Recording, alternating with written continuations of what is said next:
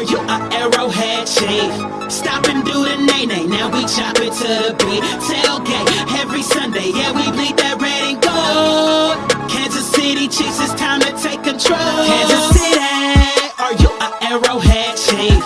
Stop and do the nay-nay, now we chop it to the beat. Tailgate every Sunday, yeah, we bleed that red and gold. Kansas City Chiefs, it's time to take control. Now stop and do the nay-nay. Scored another touchdown, now it's time to hit the balls. Now stop and do the nay-nay. Scored another touchdown, now it's time to hit the balls.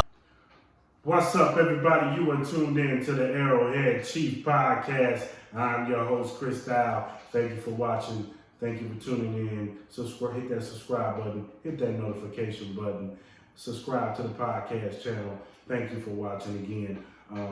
We have some things to get into. We got a game on Sunday, morning game for us people on the West Coast, but for you guys in Kansas City and on the further East Coast, it's a 12 o'clock game against the Washington football team, and we're going to go ahead and assess that game and preview that game. So, as we know, we sit at 2-3, and this game is a much needed game. It's a game that we have to win. There's no ifs, ands, or buts. If we lose this game, we are officially at the bottom of the barrel. And we are really going to be thinking, is this really a playoff team now? Or are we even going to make the playoffs if we lose to the Washington football team? Now, the Washington football team, they were looked upon coming into the season. Everybody thought that they might have a potential chance to at least win their division. But their defense isn't that good, just like ours. They're not getting to the passer. With all that talent on the front four, they're still not getting to the passer like everybody thought. They have a lot of talent on that defensive line with Chase Young, Martez Sweat, Deron Payne. So a lot of people are surprised that the Washington football team's defense isn't that good. And you can see that there's been a lot of miscommunication, just like the Kansas City Chiefs communication problems. A lot of guys not knowing where they're supposed to be, blown coverages, and when you play the style of defense that they play, which is a lot of man-to-man coverage, somebody's going to get exposed, and somebody will get blown by. So, with that being said, when it comes to the Kansas City Chiefs, they should be able to take advantage of the man-to-man coverage. I expect for Tyreek Hill to get back on point. I expect for Travis Kelce to have a big game. And don't be surprised if Byron Pringle or Mecole Hardman or even Demarcus Robinson, maybe even Josh Gordon, gets a couple big plays down the field. Look, we're the better team. And that's bottom line. We are the better team, and we should win this game fairly easy. We should outclass, at the very least, we should outclass the Washington football team. We have the better quarterback, we have the better coach. And at the end of the day, when you have the better quarterback, the better coach, the better skill players, we have Travis Kelce, we have Tyreek Hill, we have the Honey Badger on the other side. Now, say what you want about this defense. Say what you want. But I will say this, they did put together a good third quarter against the Buffalo Bills. Now some say, oh, they let their foot off the gas. Regardless, they got 3 stops in the third quarter and pitched a shutout. And they need to use that and take some of that and apply it into this game. If they're struggling to stop the Washington football team. Now, and granted, Taylor Heineke, he's better than advertised. He's actually a pretty decent quarterback. I ain't say he's great, but he's pretty decent. He gets the job done. They have some weapons over there. Now, they're coming in limping. They are coming in limping. Supposedly, I think Cam Sims is not going to play. Curtis Samuel's not playing. Terry McLaughlin, I think he's dealing with a hamstring injury, so he's coming in questionable. They're missing 2 of their starting offensive linemen in Kuzi and Sheriff, so they're coming in injured, limping.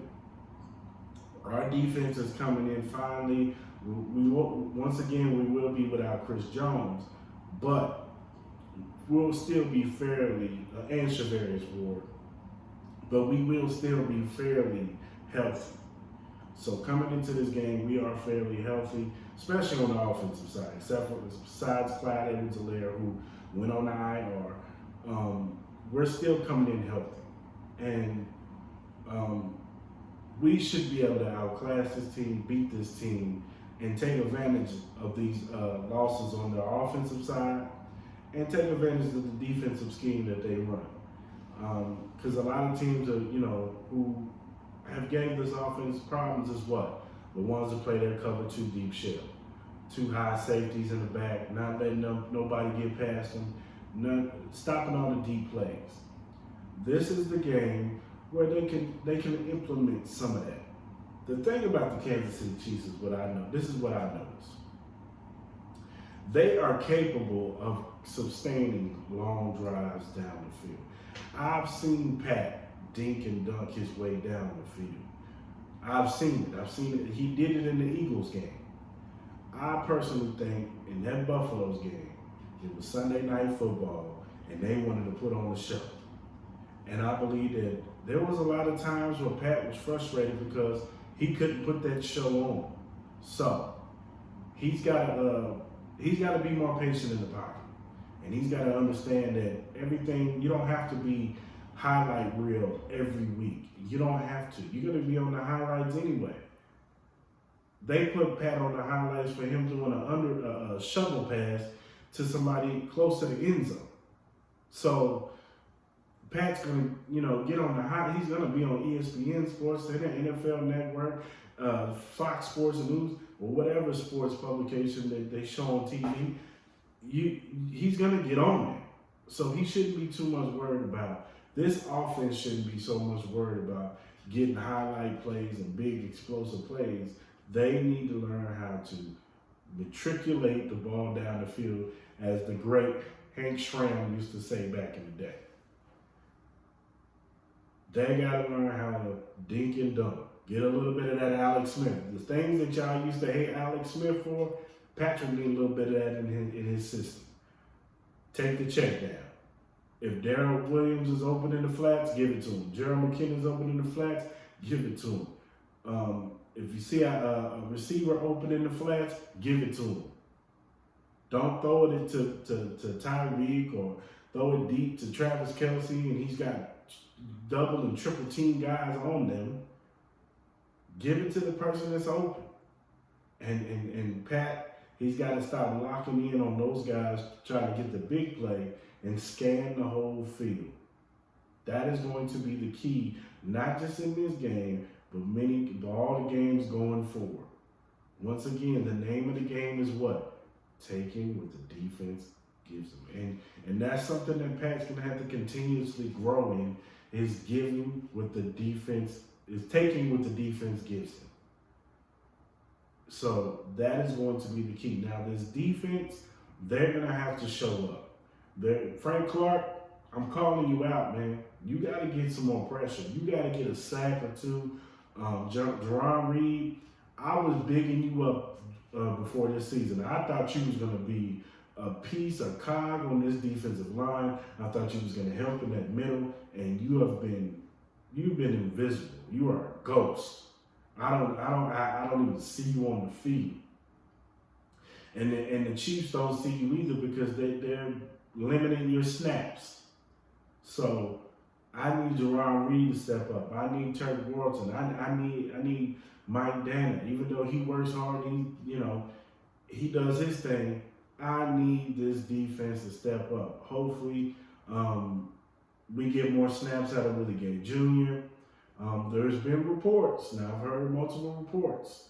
They say Juan Thornhill was starting in practice as safety. So maybe they're finally getting the picture that Juan is just a better, deep, high safety than Daniel Sorensen. And Sorensen is better at as a dime, that hybrid linebacker, in-box safety type deal. That's what Daniel Sorensen was good at. He was good as a cog, not the big piece. He's good at the car. He was good, in that in the box safety hybrid linebacker. And that's his space on this defense. Not playing too high, not playing the high safety or disguising as the box safety and then, bailing out because he's not fast enough. Receivers are just going to take advantage. It's like the receiver took advantage of him, of his unathletic ability. And then these linebackers, I need Hitchens, I need Bolton, I need Willie Gay, I need these guys to get to the, in the running game, they need to get to the ball. They need to be better in coverage. Hopefully with Willie Gay back, he will be more of the guy who's, around in coverage. Hopefully with Juan, if Juan is starting, this will free up Honey Badger to be able to do what he does best. And that's roam the field. Not, being so caught up in having to be in run support that we can barely use him. Honey Badger is good when he can roam around the field and he can just use his instincts and read the quarterback. That's where he gets most of his turnovers from, interceptions.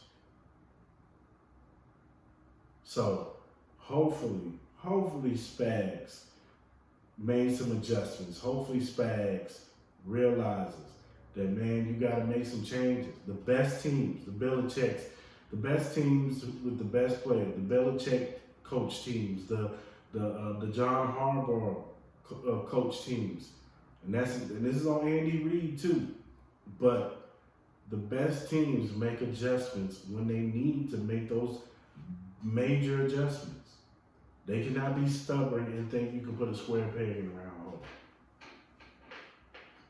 They got to continue to make sure that they're doing everything possible to get this defense better. Because if this defense can be marginally better, and this offense is back clicking with no turnovers, we are a Super Bowl contender still. We are still one of the better teams in this league. Do I think some of the teams may have caught up with us a little bit? Yeah, they did. The Chargers are probably better. With Herbert, they're probably better than what we expected. The Buffalo Bills, they're better than what we expected. Their defensive line is way better. That Greg Rousseau kid, he's really good. He's really good. They actually got somebody who can get to the passer. So there's competition in this AFC and within our division. So the Chiefs got to make some major adjustments on defense, and on offense, they just need to adjust to taking what the defense gives them. And it starts with Pat. Pat needs to scan the whole field, not be so much dependent on Travis Kelce, and also dependent on Tyreek Hill. He needs to use his other weapons. He needs to use his running backs more in the passing game. And he needs to start throwing it to the flats. And this team needs to run the football more. Continuously run the football because their lanes are open. They're wide open. And with this offensive line, we are very good blocking offense. Trey Smith, Creed Humphreys, those guys are beasts. Joe Tooney, even with his fractured hand, he's out there balling. He was out there handling his last game. Our interior offensive line is gold. Our two tackles, they're decent. They're good. Orlando Brown Jr., he's been holding his own. He's been doing his thing. Nguyen, he's been decent. He's solid. He's young. And he's learning. This is his rookie season. So he's going to have some hiccups. He's going against some of the better pass rushers are on that side of his ball. The Joey Bosa's, the Von Millers. So we got to be patient. We got to be patient with Nguyen. He's not bad. He's had some hiccup, but he's not terrible. He's solid. He's having a decent season. We've seen worse. We really have. We've seen worse. So, back to this game. I'm expecting the offense to come out blazing all cylinders. I expect Pat to have at least 300 yards, 4 touchdowns. That's what I'm predicting. About 4 to 5 touchdowns. 4 to 5 touchdowns. My score for this game, 38-24. I think it's going to be 35-17 for a while. They kick a late field goal. What's your name? They scored a garbage time touchdown, and that'll be it. But I think they're gonna win this game fairly easy. They're gonna dominate, and they're gonna get back to their winning ways. And they're gonna take this and start a ring of racking up W's, at least up into the Green Bay game. But this is the time to get this ship right. This is the time for Josh Gordon to get more acclimated to the offense. He spoke today, and if you listen to him, he said it himself. It was just more so terminology, but he knows the offense. You know, he was in the same offense when he was in Cleveland with Brad Childress and Pat Shermer, which are Andy Reid disciples. So the playbook is pretty much the same. It's just terminology. And once he gets that down, he can play a little faster. He'll be at the spot that he needs to be at. He'll know where he's supposed to be and where everybody else is supposed to be. So I expect, for this game, I expect Josh Gordon to get like 15 to 20 snaps, depending on how the game goes. So once again, my score, 38-24. And us getting a victory, getting back on track. So that's my time today, everybody. I thank y'all. I appreciate y'all for tuning in. Like I said in the beginning, hit that like button, hit that subscribe button. So share this on your page. Share this to all your friends that are Chiefs fans, all your family that are Chiefs fans. And if you want to just listen, if you're not a YouTube type person, and you just want to listen to my voice, you know, even though, you know, how would you not want to look at this beautiful face? But if you want to listen to my voice instead, you can just find us on all streaming platforms. I'm talking Apple, Google, Stitcher, Breaker, Amazon Music. We're on all those streaming platforms. And if you want to follow me on any social media platform, we on there too. Arrowhead Chief Podcast, Instagram, Facebook, TikTok, and Twitter. And if you want to follow me personally, you can follow me at Cris_style702. Once again, Cris_style702. I thank y'all, appreciate y'all, and I'm gone.